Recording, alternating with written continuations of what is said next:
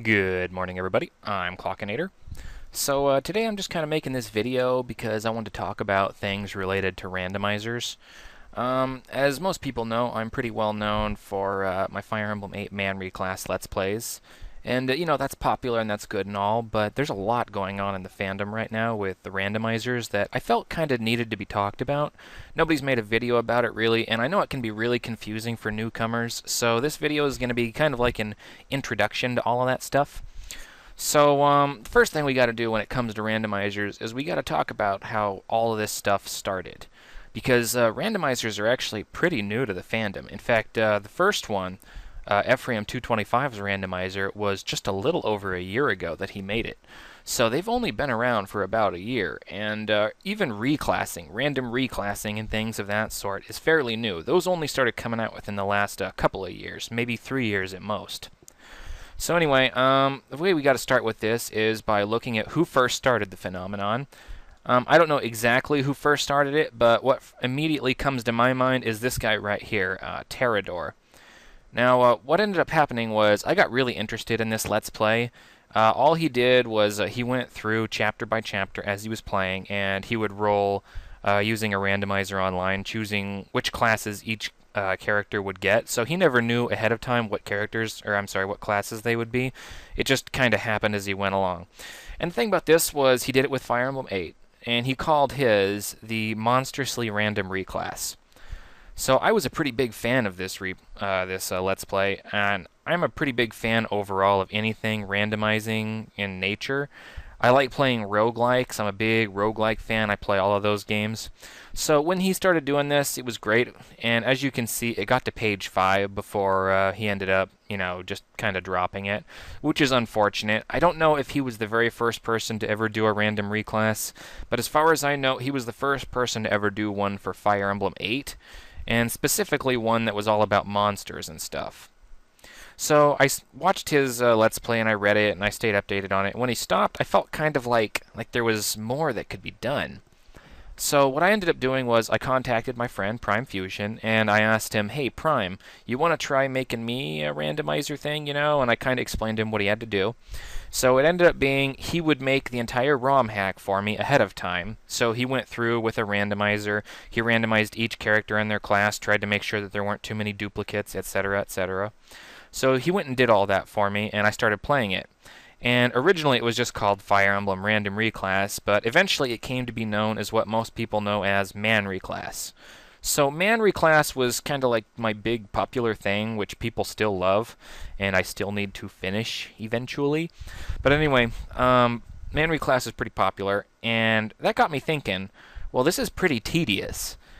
I mean, I did a Fire Emblem 5 reclass during that, but it was manual, of course, and because it was manual, it was kind of annoying, and I ended up having to give up because of like a really big glitch that happened in the game that I couldn't fix.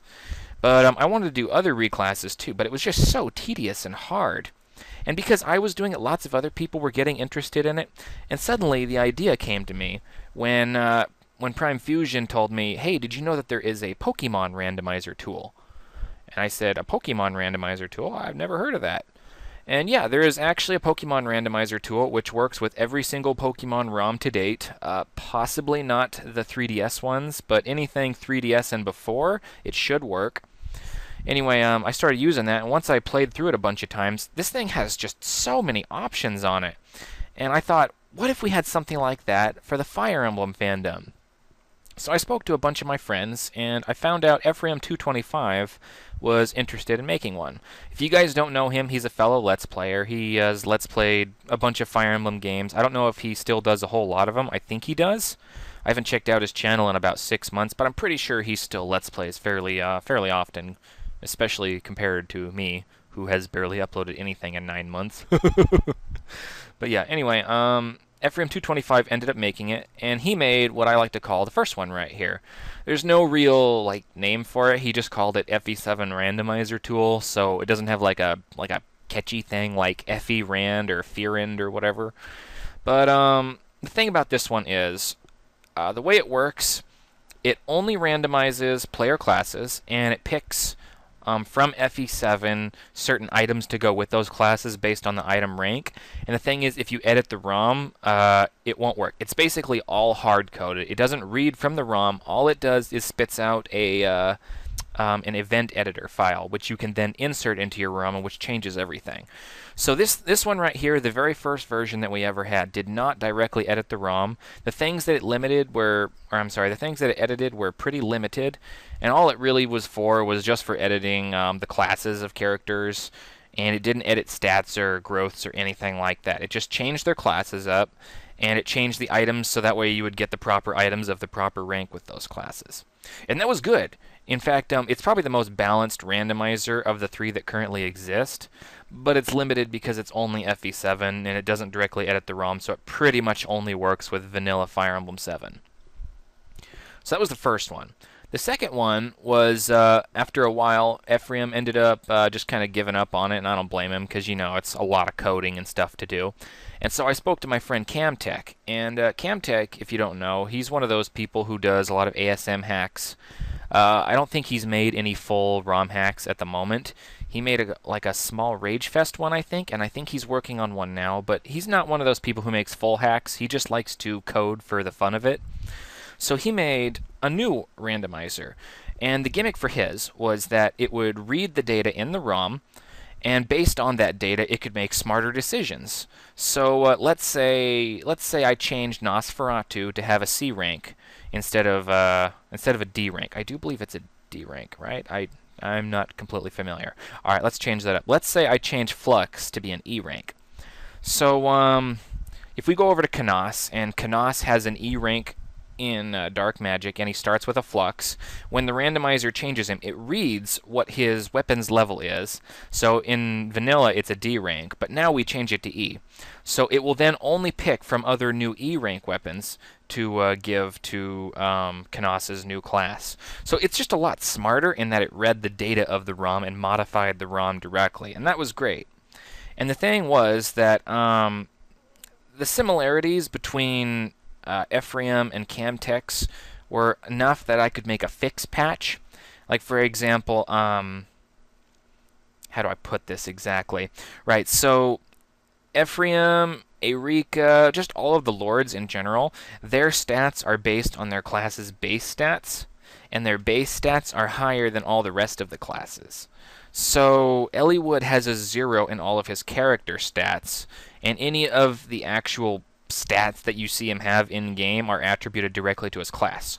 So the fix patch, what it did, my very first goal, was to balance it out, split it kind of half and half, give Eliwood a little speed, a little defense, you know, etc. I gave those stats to him and to all the other lords, and then I lowered the actual lord class's base stats a little bit, so that way it would be balanced out. So a regular character who becomes a lord is suddenly not super powerful, and a lord character who becomes a non-lord class would also not be like super weak. They'd be balanced out.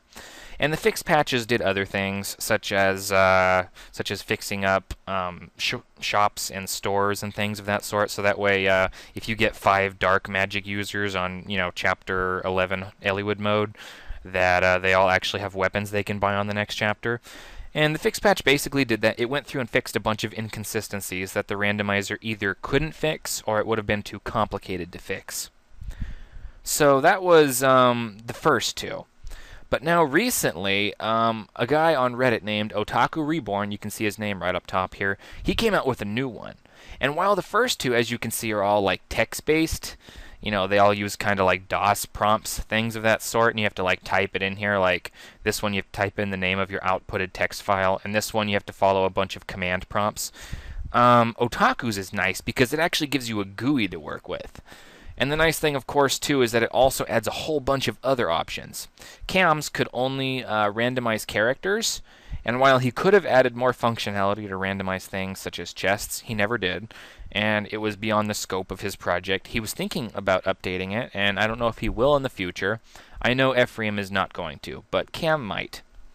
But this one's nice because it already has everything that the first two had, but it also has a whole bunch more. Like now you can randomize the movement of characters, their con.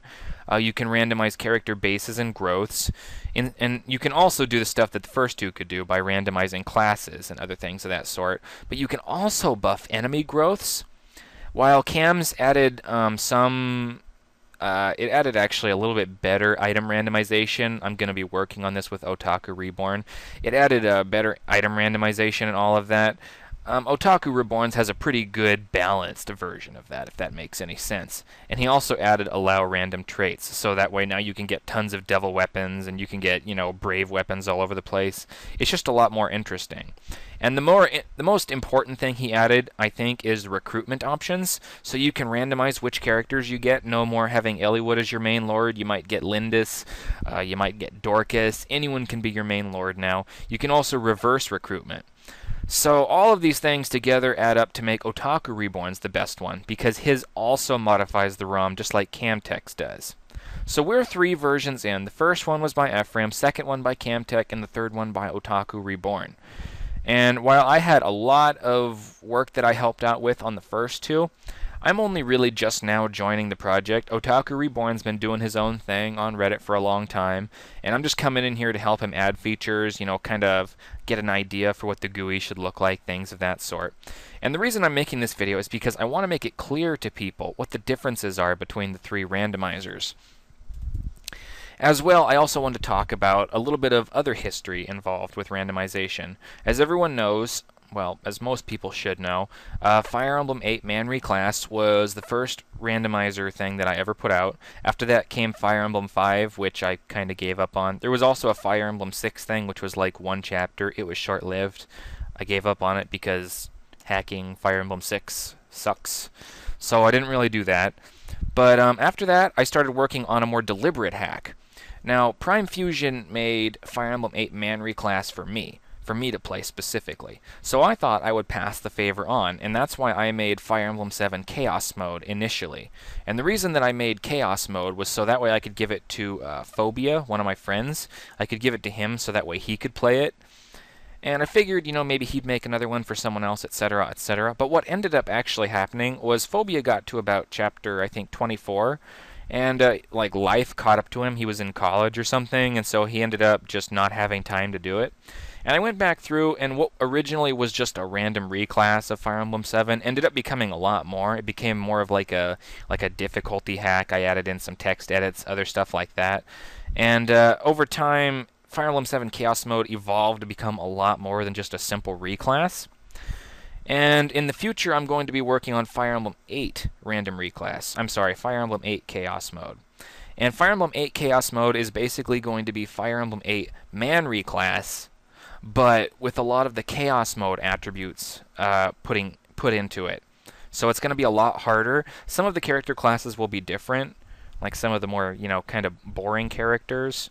I can't really think of any off the top of my head. Maybe Calm, for example. He was a journeyman, and it was kind of dull. I didn't really use him. But anyway, all the characters will be made to be more unique. Most importantly, I'm going to be adding a lot of new classes into it. But the best part about Fire Emblem 8 Chaos Mode is Fire Emblem 7 Chaos Mode works with Camtech's randomizer. It works with it. I'm working on kind of trying to make a randomizer-friendly version along with the final patch, and I have a date that I want to put the final patch out, but I'm not sure if I'm going to make that date. I'm trying to push it, but no guarantees. But Fire Emblem 7 Chaos Mode was not designed for a randomizer. It was not designed to work perfectly with it. Whereas now that we have 3 randomizers out that did not exist when I started working on Fire Emblem 7 Chaos Mode, we have these 3 out now that do exist while I'm working on Fire Emblem 8 Chaos Mode. So I want Fire Emblem 8 Chaos Mode not only to be like this really infinitely replayable game, but I'm going to try as hard as I can to make it as optimally efficient to work with the newest randomizer right here by Otaku as I possibly can, so that in this way you basically have like a full game with every possible animation in the fandom, every possible class, etc., which will add a dearth, just a dearth of options for the player to randomize. There's really There's really not much more to say. I wanted to get all that off and make sure that everyone understood what exactly is going on right now. I know my channel hasn't had a lot of uploads in the last 9 months, and for that I'm sorry. I've just been kind of busy in real life, things of that sort. It's not something I can really help, but I'm doing the best I can. In the meantime, I want to thank everyone for subscribing to me and paying attention. Klokinator, and I'm clocking out.